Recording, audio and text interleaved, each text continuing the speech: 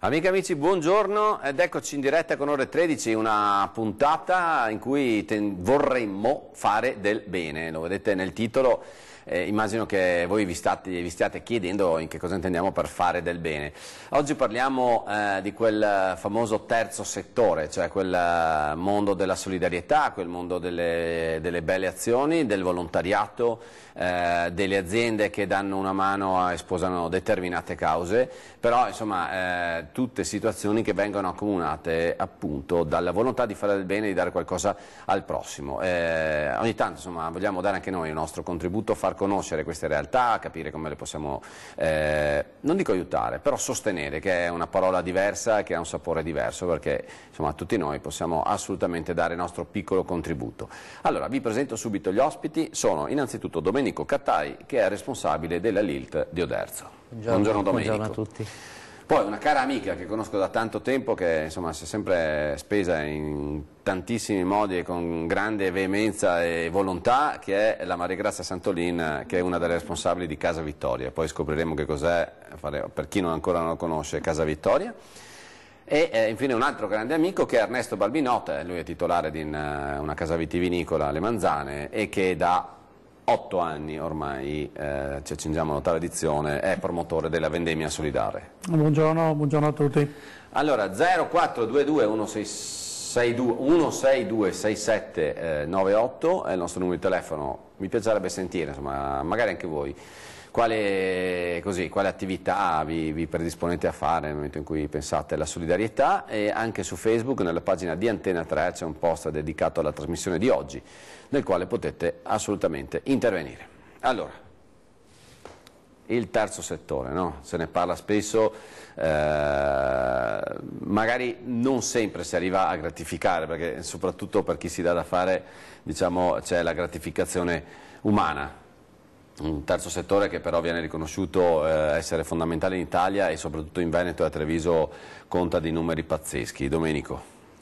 Sì, noi siamo presenti come, diciamo così, delegazione, io in particolare rappresento la delegazione di Oderzo, ma siamo parte di quella che invece è la sezione. Sì, lei sta parlando della LILT in particolare, sì, non quindi del terzo settore in generale.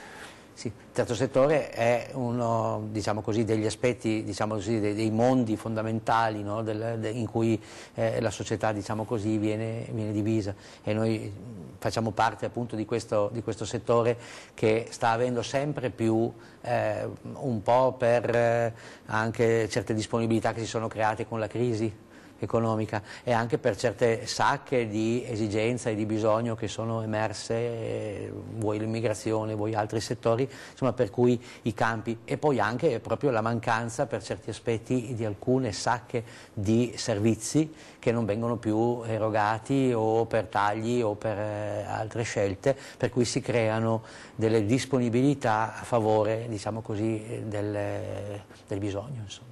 Ernesto, che cosa spinge, probabilmente lo chiedo a voi in questo caso, il soggetto, il privato, la persona, in questo caso magari anche l'azienda, a sposare una causa? Cioè, da cosa nasce? Io posso parlare per la mia esperienza. Noi facciamo delle vendemmie benefiche, come tu hai accennato. Il 2018 sarà l'8º anno di vendemmia benefica, una giornata per gli altri. La cosa non è nata da una necessità di fare del bene, è nata, a onor del vero, sì, per fare del bene, però doveva essere una cosa fine a se stessa, una giornata di vendemmia, raccogliere dei frutti a suo tempo per gli amici di Diego, una onlus del nostro paese, per cui molto circoscritta, e Diego era è un ragazzo affetto da problemi, che ha studiato con mio figlio. Abbiamo deciso di fare questa vendemmia benefica e dare i suoi frutti. Doveva essere fine a se stessa, è piaciuta, ci siamo sentiti bene, c'è stata tanta collaborazione, è stata sentita.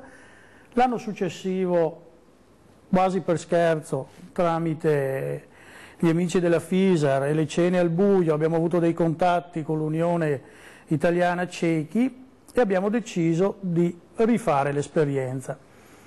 abbiamo creato, mi permetto di dirlo adesso, un'etichetta in braille che è rimasta anche come pietra miliare sulle nostre etichette, e da là abbiamo capito che si poteva fare, che tutto sommato la giornata era bella, la gente veniva, c'era anche un ritorno, se vogliamo, di interesse per l'azienda, perché bisogna dire tutto. E allora se 1 più 1 fa 2, 2 più 1 fa 3, continuiamo a farla, la facciamo molto volentieri, abbiamo il gruppo di amici, di sponsor, di collaboratori che continuano a darci l'appoggio e i risultati sono diventati anche importanti. Allora, Maria Grazia, vogliamo fugare anche così, ogni tanto emergono dei dubbi, no?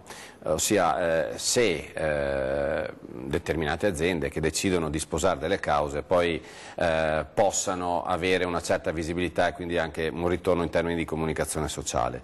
Io mi ricordo che anni fa avevo bisogno del tuo consiglio e ti chiesi cosa ne pensavi di un progetto e tu mi dicesti, ma guarda, per noi è fondamentale che ci sia del sostegno e ben vengano le aziende che credono nelle attività come la vostra, ma come qualsiasi delle attività che possono essere rappresentate qui. Allora, innanzitutto per Giorgio ti porto i saluti del nostro presidente Alessandro Paro e ti ringrazio appunto per questa opportunità. Grazie, ricambio ovviamente con affetto. Io condivido appieno questo tipo di esperienze perché comunque danno la possibilità anche a noi di farci conoscere, di far conoscere al mondo soprattutto che ci siamo come famiglie, che abbiamo dei bisogni, come diceva il Signore prima. Anche le associazioni nascono proprio perché vanno a sopperire delle mancanze che ci sono sul territorio, le famiglie si mettono assieme creando l'associazione proprio per questo motivo e se ci sono situazioni come le Manzane o altre situazioni che ci hanno viste coinvolti in maniera particolare, che da anni ci sostengono, ben venga perché ci danno appunto la possibilità di portare avanti con la raccolta dei fondi o con altre o tramite anche solo le conoscenze che fai in situazioni come queste, ci danno la possibilità di fare un passo avanti ogni volta e di aggiungere tassello a tassello e magari poi approdare in progetti molto più grandi come nel nostro caso. Poi verremo a conoscere perché ovviamente lo vogliamo assolutamente far percepire anche quelli che sono i nostri telespettatori che ci seguono. Quindi insomma direi la prima considerazione ci sta, è normale, anzi ben vengano le realtà che tra virgolette si mettono a disposizione e investono anche su quella che è la comunicazione sociale, no? Il sostegno a tutta una serie di attività. Allora, Domenico, la LILT di Oderzo, dicevamo, intanto cominciamo a spiegare, magari per chi non conosce o conosce poco, che cosa fa la LILT in generale come associazione? La LILT è un'associazione di volontari, di persone che mettono a disposizione il loro tempo, le loro capacità, le loro possibilità per sviluppare 3 aspetti diciamo così, della patologia oncologica in realtà.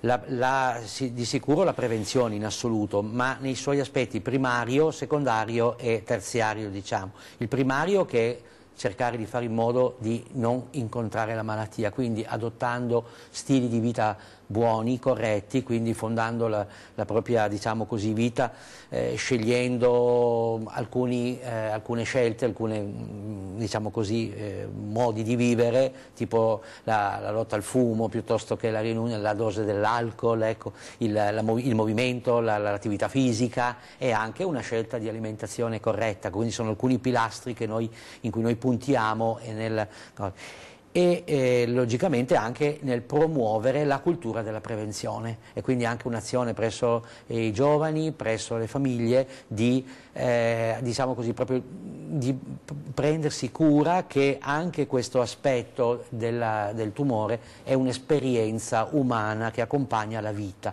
e quindi bisogna imparare a conoscere e in qualche modo conoscendola anche a rispettare il proprio corpo e la propria esistenza in modo da fare in modo di non incontrare questa Ecco, mi perdoni, creo questa similitudine, è un po' quello che è stata la rivoluzione degli ultimi 10-15 anni per quel che riguarda anche il vostro mondo, cioè persone down che fino a un certo punto diciamo, c'era la paura, il timore delle famiglie nel portar di fuori, no? Quella che è l'esperienza e poi invece fortunatamente c'è stata una rivoluzione copernicana. la disabilità intellettiva ha sempre più fatto paura più che una disabilità fisica, perché non vedi, e allora c'è un po' la vergogna. Negli anni passati, come dicevi, c'era un po' la vergogna nel far vedere il figlio.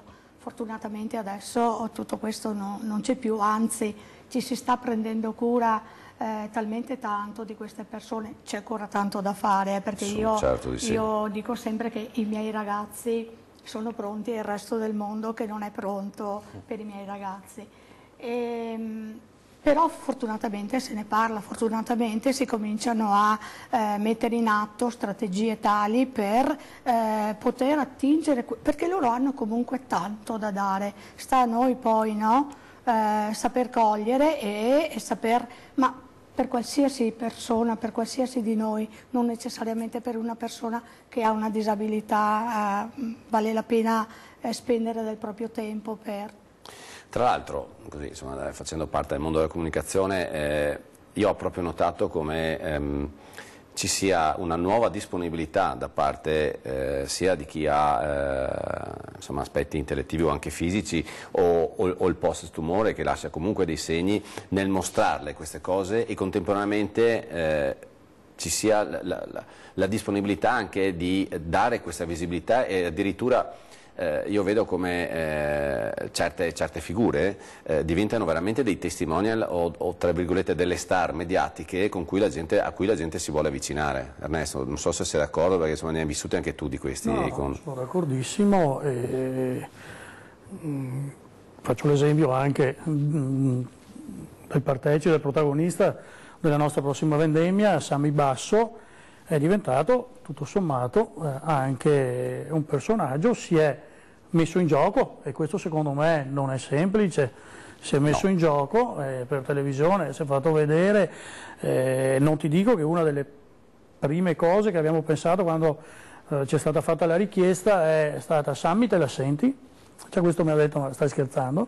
Io mi metto in gioco, lo faccio più che volentieri, e in effetti io penso che siano cose che sono superate rispetto a una volta, per cui ben venga. Sì, sicuramente non siamo arrivati al superamento completo, penso, però anche vedere certi messaggi pubblicitari, appunto si diceva, soprattutto con donne che magari hanno avuto il problema, per cui insomma senza un seno, cose di questo tipo, immagini molto forti sicuramente, però con una grandissima dignità che viene percepita nel nanosecondo.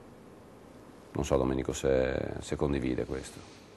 Sì, il nostro, diciamo così, il nostro modo in genere di considerare, soprattutto se parliamo del post, no? Cioè di quelle persone che hanno invece attraversato, che rappresenta un po' il terzo aspetto del nostro impegno, è l'accompagnamento di queste esperienze, sia nelle persone che lo vivono su se stessi e sia in sostegno ai propri familiari, che in qualche aspetto così. E tengo anche a precisare che un impegno che noi abbiamo come LILT è senza dubbio, ha un grande impatto sul mondo femminile, però è una disponibilità che offriamo anche all'uomo, ecco, è una cura che abbiamo da sempre avuto, soprattutto ad Oderzo, dove facciamo questo lavoro sia di prevenzione e anche di cura, soprattutto nei soggetti operati alla prostata, che hanno magari ancora delle conseguenze post-operatorie, no? Per cui così. Ecco, per quello che cerchiamo di fare è di in qualche modo dimenticare, sorpassare, cioè, e quindi creare una vita normale, ma neanche normale, bella, cioè nel senso ridare anzi una vita ricreata, nuova, intesa come un tempo non più uguale a quello di prima, perché logicamente è un'esperienza che ti ha segnato, che però gestirla in modo positivo, in modo nuovo. Ecco perché abbiamo deciso di avvicinarci al mondo anche dell'arte, al mondo della pittura, piuttosto che al mondo diciamo così, del teatro, piuttosto che della musica, perché crediamo che queste occasioni sono di dare anche un'elevazione ad un tempo nuovo, che non ha più solo il fare, ma anche quello di elevarsi e di dare qualcosa di più. Mi interrompo per qualche istante, linea alla regia e poi ritorniamo in diretta.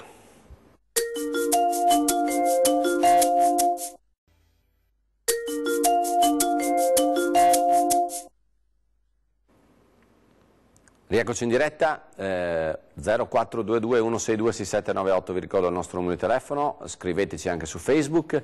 Adesso andrei un attimo più in profondità sulle rispettive attività di queste realtà che ho ospiti oggi in trasmissione. Allora diamo la precedenza al sesso femminile. Allora, Casa Vittoria, come nasce, che cos'è e dove vuole andare? Casa Vittoria è una struttura ricettiva. Di conseguenza un ristorante, un albergo con 6 camere e una grandissima sala riunioni, una grande rispettabilissima sala riunioni. Casa Vittoria sono orti coltivati a verdura e Casa Vittoria è una realtà un po' anomala perché dà lavoro a persone con disabilità intellettiva. Anomala perché? Perché non ha la residenzialità.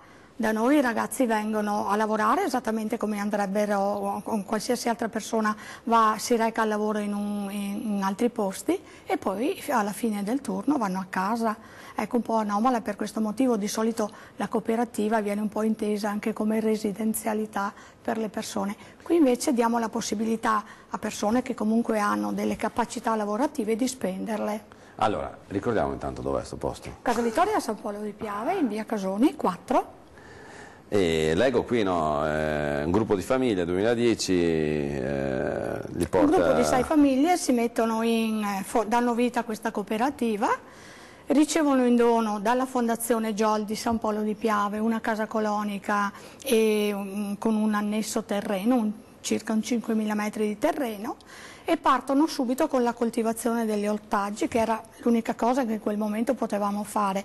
Una casa colonica che però aveva bisogno di essere ristrutturata e siamo partiti intanto, ripeto, con la coltivazione degli orti, prima 2 piccole serre, l'anno successivo le abbiamo raddoppiate, l'anno dopo ancora ne è sorta un'altra e man mano ci siamo fatti conoscere e siamo riusciti insomma a vendere tutto quello che si produce tutt'oggi nei nostri orti. Poi la Regione Veneto ha fatto uscire un bando dove, in poche parole, chiedeva un'alternativa ai CEOD, ai centri diurni occupazionali, per persone con capacità lavorative. Era nostro.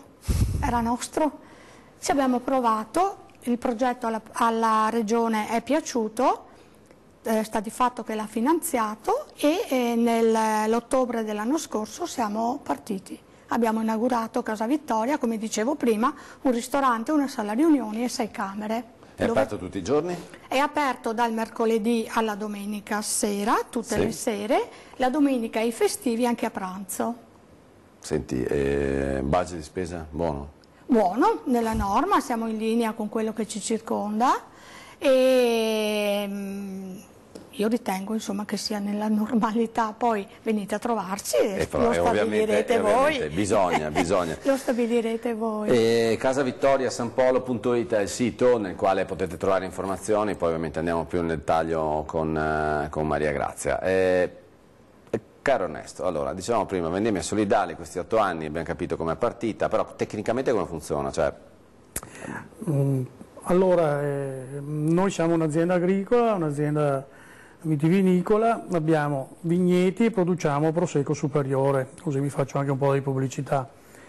La vendemmia solidale consiste in una giornata dedicata alla vendemmia di un vigneto adiacente alla cantina, circa 400 persone, per cui mezz'oretta, 3/4 d'ora di duro lavoro e poi festa. Però per aderire come si fa? Per aderire bisogna o chiamare in azienda tramite i social. Quest'anno ci siamo anche permessi di fare dei voucher in maniera tale che uno può già acquisirli o via internet o tramite email e anche regalarli, per cui c'è l'ingresso per la giornata. La giornata comprende, naturalmente noi prendiamo le prenotazioni e a dire la verità dobbiamo sempre lasciare indietro gente perché più di 350-400 persone sedute non riusciamo a far stare in cantina. È un lavoro, oltre che sul vigneto, impegnativo perché capirete che in vendemmia praticamente chiudiamo 2 giorni e apriamo le porte per i visitatori, per gli amici che vengono a contribuire a questa vendemmia, che, tornando al nocciolo, consiste nella raccolta dell'uva in un vigneto adiacente. Più o meno sono là, annata più, annata meno, sui 100 quintali di uva, vengono vinificati, spumantizzati a parte e mi danno circa 10.000 bottiglie. Vengono spumantizzati a mosto perché li vogliamo pronti per Natale. Vanno bruciate sempre, vengono acquisite sia dai privati che nel settore oreca, ai ristoranti, perché anche qualche ristorante ci crede, per cui certo, lo propone, certo, fa parte di tutta la rete che aiuta, e una parte del ricavato viene devoluta all'associazione. Noi cambiamo ogni anno associazione. Con quale criterio scegliete l'associazione? A pelle, A pelle. non so neanche come dire, ci sembra... ci sta, non è che ci deve essere una scienza sì, dietro non una cosa del abbiamo, in genere. effetti abbiamo spaziato a destra e a manca, e se posso continuare un attimo, la penultima vendemmia è stata fatta con Giusy Versace. Quindi che scegliete un testimonial, insomma, ultimamente. scegliamo, beh, non sempre, in questo caso è un testimonial, mentre 2 vendemmie fa avevamo gli amici di Oltre Labirinto, per cui c'era una onlus di ragazzi autistici, non c'era il testimonial. In questo caso è stata fatta una chiacchierata, mi ricordo, al Cavallino con Giusy, ci siamo piaciuti subito, ho detto facciamo insieme. Quest'anno, tramite gli amici degli 11 di Marca, ci è stato chiesto di supportare Sammy Basso, abbiamo fatto 2 chiacchiere, una cena insieme, e anche qui abbiamo deciso che era l'uomo giusto e che potevamo... Un personaggio fantastico anche Sammy. Sì, esatto, un personaggio fantastico. Tra l'altro abbiamo circa un mese fa consegnato i frutti. Giusy è venuta da Roma direttamente perché adesso è deputato. Abbiamo consegnato i frutti a Giusy Versace, presentato la vendemmia per Sammy Basso, e è stato anche... Sì, ovviamente, perdonami, il ricavato non è che va a Sammy Basso, va agli studi che vengono fatti, certo, per la lotta alla progenia. Progeria. Ok, sì, non mi entrerà mai in testa. Il testimone è stato passato tra 2 personaggi che hanno veramente dei problemi e hanno superato o stanno cercando di superare delle cose, perché c'è una vitalità impressionante in Giusy Versace, un'altra vitalità impressionante in Sammy Basso, che è piccolino però spruzza energia da tutti i pori, e lui ha subito detto la vendemmia, il ricavato della vendemmia mi servirà per studiare, metterlo nella mia onlus per studiare la mia malattia, le sue problematiche. Certo. Lui si laurea a giorni in biologia molecolare. Quindi verrà a fare la vendemmia da dottore. E verrà a fare la vendemmia da dottore. Ma c'è veramente una forza. Io studierò il mio male, per cui direi i frutti serviranno per... Ma guarda, è incredibile, mi introduco anche quest'altra realtà con cui ho avuto modo a che fare, ed è Emma della Libera, tra l'altro mia compaesana, che lei ha un altro tipo di problema, e lei sta studiando, a Trento, esattamente, ha detto io voglio arrivare ad occuparmi, a fare un dottorato per occuparmi proprio dell'analisi, dello studio. È ovvio che da un lato penso che le motivazioni che una persona possa avere nello studio di quello che poi è il suo problema e che affligge ovviamente anche altre persone siano infinite come motivazioni, appunto, e la forza di volontà di questi ragazzi è qualcosa di contagioso e veramente ammirevole. Piccola pausa e poi vediamo invece che cosa ha in serbo per luglio la Lilt di Oderzo.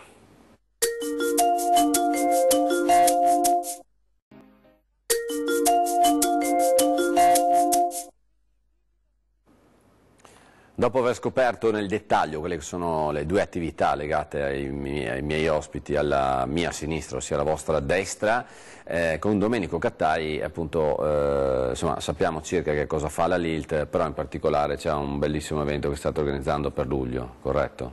Sì, la nostra delegazione è stata contattata dal sindaco di Oderzo e dall'associazione Nuova Atletica Tre Comuni, nel tentativo di recuperare una marcia che si è sempre esistita. Le fiere della Maddalena erano le fiere, diciamo così, paesane della città di Oderzo. Ecco, e in occasione delle aperture delle fiere c'era questa camminata, diciamo così, corsa non competitiva, ed era ormai un momento classico. L'intenzione era di rinnovarla, di dargli uno spunto nuovo, e visto i successi che hanno avuto le corse in rosa, alle quali tra l'altro siamo anche spesse volte coinvolte, anche quella di Treviso ultima è stata un grande successo, anche su questa onda ci hanno fatto questa offerta, questa proposta, che abbiamo accettato in realtà proprio come una sfida anche per noi stessi, per vedere come saremmo riusciti a calare dentro come associazione, come gruppo, all'interno di un pensiero di questo tipo, e quindi essere, diciamo così, anche noi operai di questa faccenda, perché in realtà sembra che sotto non ci sia nulla, ma è un'organizzazione notevole, importante. No, io dico sempre che chi sostiene che dietro a qualsiasi attività o evento ci sia poco lavoro vuol dire che non ha mai organizzato nulla e di solito al 99,9% la indovino, perché poi quando ci si trova, e poi adesso, perché con le nuove norme, sicuramente qualcuno di voi ne ha sentito parlare, ma con le nuove norme legate agli eventi secondo me sono andati molto oltre il lecito, perché secondo me sono fuori di testa, però ci sono delle grandi difficoltà, grandi attività, coordinazione. Certo. Ed è stato molto bello soprattutto il fatto che questo permette, ecco, di dare anche una visione dell'aspetto della solidarietà anche all'interno della stessa associazione, perché è vero quello che facciamo, quello che si riesce a fare diciamo, per gli altri, però anche come tra di noi il fatto di mettersi diciamo così, in moto anche per degli aspetti che sono non sempre solo quelli della prevenzione e della cura, no? Ma come in questo caso di sostegno proprio anche materiale, perché c'è tutta una serie di lavori di segreteria e poi lavori di smistamento, di preparazione dei pacchi, dei punti di ristoro, cioè, quindi, però vedere che il gruppo risponde e si sostiene, si aiuta, si aspetta e coinvolge le famiglie, e questo è un aspetto anche di solidarietà importante. Certo. Comunque la Notte Rosa, così si chiama, Notte Rosa Oderzo, sarà la sera del 20 luglio, ecco, di quest'anno, e sarà una corsa, come dicevo, non competitiva di 5-8 km a scelta.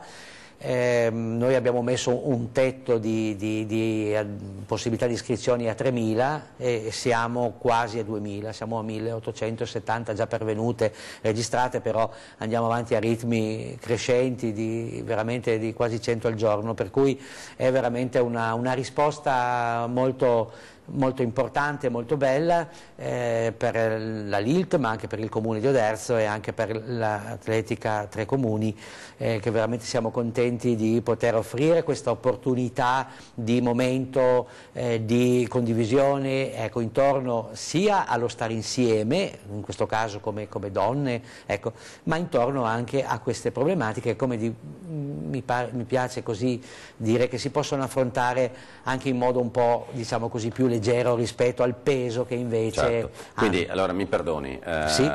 Orari? Allora, la partenza è prevista per le ore 20. Ecco, possono correre solo le donne? Solo le donne, come è aperta solo okay. le donne, noi aspettiamo. E si dà una mano. Si dà una mano, ecco. Partenza sarà dalla stazione dei treni, quindi quella che si chiama per Piazza iscriversi? Stazione. Per iscriversi ci sono, diciamo, a parte internet, c'è un sito tramite la Nuova Atletica Tre Comuni, ecco, oppure trovate le indicazioni anche, abbiamo aperto una pagina Facebook logicamente, in tutte le LILT della sezioni della provincia di Treviso, quindi tutte e 6 le delegazioni ricevono i punti, ci sono altri 22 punti nel territorio, trovate l'elenco. C'è una distribuzione assolutamente capillare. Sì, in più vedrete ecco, se voi vedete la cosa di Notte Rosa su Facebook, trovate tutte le indicazioni anche nel sito apposta preparato. Sentite, parto da te Maria Grazia, qual è il segreto per coordinare i volontari? Perché attenzione, adesso qua capiamo come vi muovete voi, perché una cosa è trovarsi dentro un organigramma di un'azienda o di una cosa dove è tutto chiaro, la gente viene pagata per lavorare, eccetera, eccetera. Diciamo che quando si va sul volontariato la gestione, secondo me, diventa un po' più delicata. Non so se è una mia impressione o se me l'hai confermata. Guarda, se c'è un segreto io devo ancora scoprirlo, sinceramente. Credo che ogni persona abbia delle potenzialità e voglia di dare. Ci dovrebbe essere a capo sempre un bravo leader che riesce a cogliere in ognuno l'opportunità e quello che questa persona può dare e riuscire a spenderlo in modo che questa persona si senta gratificata e che questa voglia di dare non vada scemando, perché magari poi le incomprensioni nascono sempre e cose. Non è facile, ti devo dire che non è facile. Io riconosco che ho un bruttissimo carattere e a volte il mio alzare la voce può, tra virgolette, far scappare qualcuno, invece dentro di me c'è solo la voglia di dare sempre di più. Ok, la determinazione. Non è facile, sinceramente ti dico, confesso insomma che probabilmente io non sarei un bravo leader. Ernesto, a parte, tu lo gestisci internamente, quindi forse sei una realtà atipica da questo punto di vista. Sì, noi coinvolgiamo i nostri ragazzi, sicuramente tutto lo staff delle Manzane, coinvolgiamo qualcuno dei nostri fornitori che tutto sommato la prima volta ti dicono di sì con il punto di domanda, e invece adesso più di qualcuno si offre e dice quando lo facciamo. Però secondo me bisogna che qualcuno trasmetta una positività e che con le riunioni che facciamo, con la consegna, che capiscano che tutto sommato il loro sforzo economico piuttosto che da qualche parte vada, da qualche parte arrivi, per cui diciamo una chiarezza degli obiettivi, sì, anche proprio di destinazione, di quelli che poi sono gli introiti che vengono certo, raccolti. Secondo me questo generati. è molto importante, molto importante. Come comunicate voi la destinazione degli introiti? Ma noi abbiamo alcune finalità che sono, diciamo così, già espresse in quello che facciamo, perché per esempio per la prevenzione secondaria, dove appunto ci proponiamo di arrivare presto alla diagnosi di un'eventuale malattia e quindi dobbiamo compiere delle visite di prevenzione. Per fare questo, pur basandoci sulla volontarietà dei medici, fin dove riusciamo a poter avere questa loro disponibilità, ma predisporre degli ambulatori attrezzati e confortevoli con tutti gli strumenti di diagnosi possibili, ecco, e anche che siano puliti, che siano efficienti e a posto, necessitano di cose. Ecco, per cui è una ricerca, quindi avere questa la comunicazione è già in quello che, diciamo, già in quello che facciamo, c'è una comunicazione, ma bisogno di essere, come si può dire, presenti, diciamo, in modo bello e composto, insomma, in modo che diciamo, presentiamo un prodotto di qualità, anche perché è legato comunque al sanitario e certo, deve essere quindi finalizzato così. Senti Maria Grazia, invece chiedo a tutti e tre anche questa domanda.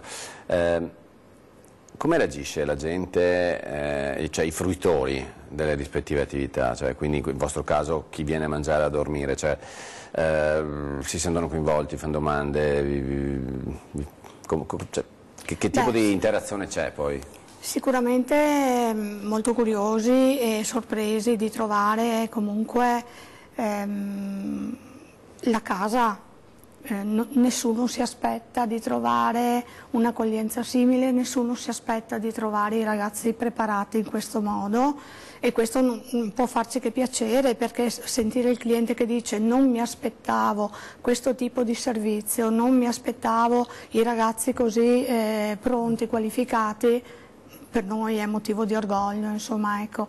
Poi sì, c'è molta curiosità nel sapere il progetto, nel capire dove intendiamo arrivare, nel capire il perché è stata messa in piedi tutta questa cosa, perciò ben volentieri a volte ci fermiamo per i tavoli e diamo le spiegazioni ai clienti, che non sempre ti chiedono la particolarità di un piatto, ma vanno oltre, e questo va benissimo. Come giusto corretto che certo. sia. Ma i ragazzi invece come reagiscono? Molto bene, guarda, io ti dirò che anche per noi è stata una sorpresa, sono instancabili, poi ripeto, abbiamo un librone nella hall dove poi chi passa può lasciare una sua impressione, e il più delle volte c'è scritto cibo buono, accoglienza ottima, e poi mi sono sentito a casa e dopo tutto chiacchierare in tranquillità con uno dei camerieri, e quasi sempre è uno dei nostri ragazzi. Bellissimo, È impagabile, penso questo. Cioè, finalmente abbiamo fatto qualcosa. Decisamente. Ernesto, invece penso che dal vostro punto di vista coinvolgere quelli che sono i dipendenti, i soggetti che appartengono alla vostra azienda, nel tempo stia diventando proprio una ricchezza per le persone stesse che si rendono disponibili? Beh, direi di sì, la nostra è un'azienda familiare, i dipendenti sono una decina, li abbiamo lì da anni, da decenni tutti quanti, per cui c'è una collaborazione, c'è un far parte di una cosa bella, sia con i nostri dipendenti sia con i collaboratori. Tutti, anche le persone che vengono a vendemmiare, si sentono parte di qualcosa.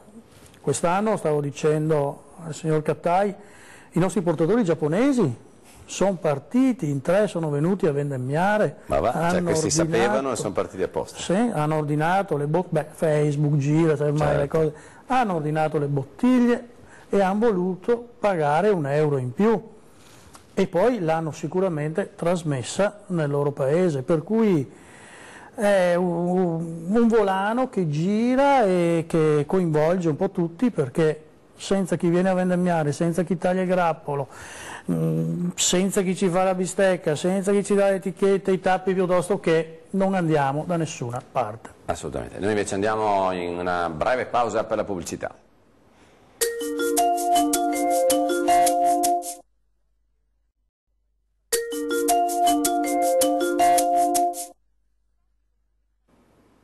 Allora, stavamo parlando appunto di quello che rimane alle persone che si danno da fare, e insomma, per i volontari della LILT che cosa rimane? Per i volontari della LILT rimane quello, diciamo così, l'aspetto di essere, non solo di aver fatto qualcosa, ma di essere anche qualche cosa di diverso, cioè di poter vivere una vita nel loro mondo, nel loro ambiente, non solo così subendo un'esistenza, ma rendendosi anche protagonisti in realtà della propria vita.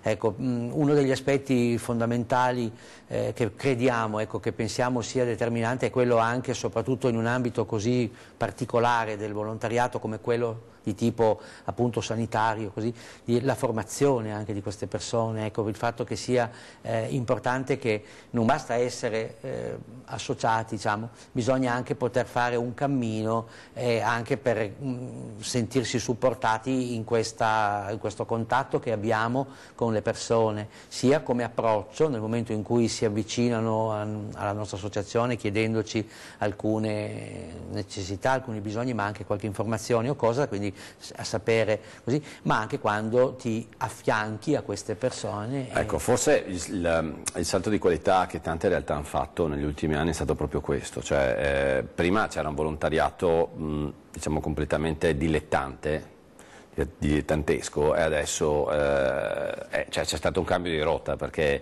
c'è stata penso la presa di coscienza da parte di tante situazioni nel capire che serve gente formata, perché si riescono è come nelle aziende, insomma, si riesce a produrre meglio di più. Certo. Che tipo di formazione fate? Noi abbiamo dei corsi che facciamo per quelli che si avvicinano e quindi chiedono di entrare a far parte dell'associazione, hanno un percorso, prima con delle lezioni, diciamo così, di tipo frontale, e poi un affiancamento di un periodo nell'ambito in cui pensano di avere, e anche con le psicologhe con le quali seguono questo percorso, ecco, che poi non termina in realtà mai, cioè c'è sempre durante il corso dell'anno 2 o 3 appuntamenti nei quali viene fatto questo tipo di formazione. Ultimamente abbiamo anche pensato che è importante, come si può dire, l'aspetto anche provinciale del nostro impegno. Ecco, non siamo tante isole nelle 5 o 6 delegazioni in cui siamo suddivisi, ma siamo una realtà, una rete trevigiana, ecco, per cui anche perché certi cammini si compiono magari perché abbiamo delle disponibilità magari su Vittorio Veneto piuttosto che su Oderzo, di conseguenza, però sono servizi che offriamo a tutto il territorio in tutta quanta la provincia, e quindi anche i momenti di incontro anche per noi, sapere che non siamo 70 a Oderzo piuttosto che 50 da un'altra parte, ecco, ma siamo 700 volontari in una presenza provinciale che mettiamo a disposizione una serie di servizi che, appunto, ripeto, vanno dalla prevenzione di tipo, appunto, primitiva, ecco, proprio di tipo primario, fino a quella di assistenza, fino all'aspetto poi di cure palliative, certo. Ecco, per cui arriviamo fino al percorso di accompagnamento a fine vita. Maria Grazia, invece voi fate qualche tipo di formazione? Allora, dobbiamo fare un distinguo per quello che riguarda Casa Vittoria. Abbiamo bisogno assolutamente di persone che si rendano disponibili e volontari, però in questo caso stiamo parlando di ragazzi che sono collocati al lavoro, che hanno fatto un percorso di autonomia e che non hanno più la necessità di avere a fianco qualcuno che li guidi. Sono con i loro colleghi di lavoro. Abbiamo bisogno di un volontario che aiuti alla fine le famiglie in quello che sono tutti i lavori poi per continuare a mantenere in vita Casa Vittoria. Se invece facciamo un passo indietro e andiamo a vedere che i ragazzi arrivano da un percorso associativo in IPD, e allora lì la coordinatrice si preoccupa di formare i vari volontari, che sono quasi dei coetanei dei ragazzi, perché li vogliamo così, e li forma appunto per il percorso che ogni ragazzo poi andrà a seguire. Perciò a seconda dell'età. E di solito come si avvicina una persona a fare il volontario? Ma di solito perché sono ragazzi o attraverso le conoscenze di amici o così, o sono ragazzi che vengono mandati a fare gli stage delle scuole, poi si innamorano del posto dove sono stati per alcune settimane e chiedono di proseguire magari il percorso. Però di solito amici degli amici, no? Perché tu hai avuto la possibilità di fare questa esperienza, ne parli con i tuoi amici e arrivano in questo modo. E qui torno a dire quanto sia fondamentale riuscire anche a raccontare la storia, no? C'è questo termine inflazionato ormai nell'ambiente del marketing, che è lo storytelling, che la traduzione è molto letterale ma alquanto anche vera, appunto raccontare la storia, cioè far capire e trasmettere. Prima Ernesto tu dicevi sì, perché sai, con i nostri media, con i nostri canali web noi dialoghiamo, comunichiamo, e l'importatore giapponese ha detto cavolo, me l'hai raccontata bene, voglio viverla anch'io. Certo. E quindi è fondamentale comunicarle queste cose, senza vergogna o senza timore di chissà quale possibile strumentalizzazione. Sicuramente bisogna trasmettere, specialmente nel nostro caso dobbiamo trasmettere, anche se tutto sommato i nostri metodi ce li abbiamo, di conseguenza diventa anche semplice curiosare, andare a vedere cosa fa un'azienda quando si muove. Noi ci muoviamo a 360 gradi, curiamo un po' tutto, ecco. Di conseguenza anche la vendemmia o le altre manifestazioni che facciamo. Immagino, Maria Grazia, anche voi insomma, cerchiate di fare il massimo per raccontare la storia che sta dietro a Casa Vittoria. Ma sicuramente, io credo che ogni famiglia ci stia mettendo tutto l'impegno che ha, e nel raccontare come siamo arrivati e nel poi sperare che questa esperienza non finisca, ma che ci siano altre famiglie che si uniscono a noi per dare seguito a questo e per dare soprattutto la possibilità ad altri ragazzi di provare questo tipo di esperienza lavorativa, perché poi, ripeto, è un lavoro a tutti gli effetti. I ragazzi percepiscono il loro stipendio, hanno il loro orario, arrivano a... non dico che timbrano il cartellino perché nel nostro caso non c'è, ma comunque hanno i loro compiti ed è questa la cosa importante. Sì, Io ho visto proprio il cambiamento, la soddisfazione, no? Beh, ricordiamolo, perché magari per chi non conosce insomma, la sindrome di Down, questo aspetto appunto fondamentale dell'autonomia, perché mediamente cioè, chi non arriva a fare un certo tipo di percorso sono persone che non hanno, che non hanno autonomia. Ci sono delle difficoltà oggettive, cioè l'attraversare la strada, il fare un acquisto in un negozio, sapere che devo avere del resto, ma andare a pagare un semplice bollettino, sono cose che noi facciamo tutti i giorni e che diamo per scontate. Usare un mezzo pubblico non è così per una persona che ha una disabilità intellettiva, perciò a monte i nostri ragazzi hanno 10 o forse più anni di lavoro, di autonomia in associazione che gli ha permesso di arrivare a questo. Non tutti. Ovvio, non tutti, insomma, questo non è pacifico, ecco, non tutti, però perché non dare la possibilità a chi ha questa possibilità lavorativa, perché non dargli la possibilità, scusatemi il gioco di parole, di spendere le proprie capacità in un lavoro vero e proprio.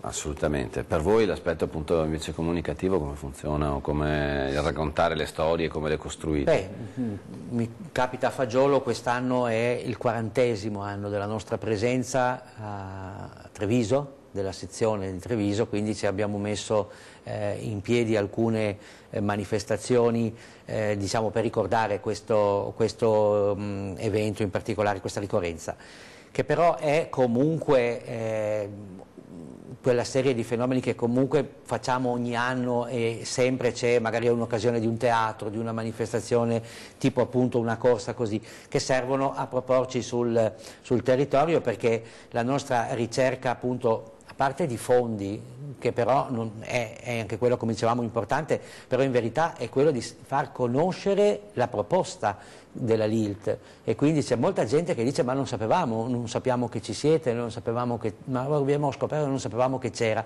questa cosa qui, quindi sono ancora molti che non conoscono la LILT, nonostante che sia abbastanza diffusa, ma si può fare di più, per cui tutti questi aspetti, quindi la ricerca di fondi, la ricerca di, chiamiamoli, noi li chiamiamo soci, tutti quelli che aderiscono, che vengono e si rivolgono per un servizio, vengono associati e poi i servizi sono gratuiti. Ecco, e dopo la ricerca dei volontari, che però, come dico, segue una specie di avvicinamento, di formazione, di accompagnamento e poi eventualmente di inserimento, insomma. In quel caso come fate le valutazioni sui volontari? Sui volontari, come dicevo, viene fatto prima questo corso, diciamo così, di informazione e di presentazione dell'attività. Vi capita di rifiutare delle persone? Non è che ci capita di rifiutare senz'altro, ma non è un rifiuto, è qualche cosa che ci si rende, non ci si capisce che non si è diciamo giusti, non è forse, ecco, c'era qualche cosa che non si era, magari qualcuno pensa di fare un lavoro di segreteria, no? Nel senso che dice io ho sempre fatto la segretaria, ho sempre fatto così, ecco. E quindi magari non trova esattamente quello che perché ci sono da fare anche altre cose, non solo quelle. Ecco, un po' più facile il servizio degli autisti, ecco, perché però non è come fare un viaggio, portare della merce. O comunque andare in gita a spasso, esatto, ci sono momenti forti, immagino. Ci sono momenti forti, vengono infatti spesso, ecco, i ringraziamenti che ci arrivano, noi non abbiamo proprio il libro, anche se c'è, ma non lo lascio scritto, ma ci scrivono magari, e li chiamano i nostri angeli, no? Perché sono quelli che li accompagnano, certo, per giorni e giorni in questi periodi di trattamento, di terapie, ecco. Per cui sono momenti forti, diciamo importanti, ecco, per chi vive. Bene, allora signori, siamo giunti alla conclusione, un flash. 20 luglio per fare una bella passeggiata e una corsa a Oderzo, andate a mangiare a Casa Vittoria, a San Polo, e se avete occasione, vedete la bottiglia da vendemmia solidale delle manzane, fate del bene se la scegliete. Grazie a tutti, grazie a voi e a tutti coloro che vi danno una mano nelle rispettive esperienze. Ciao a tutti.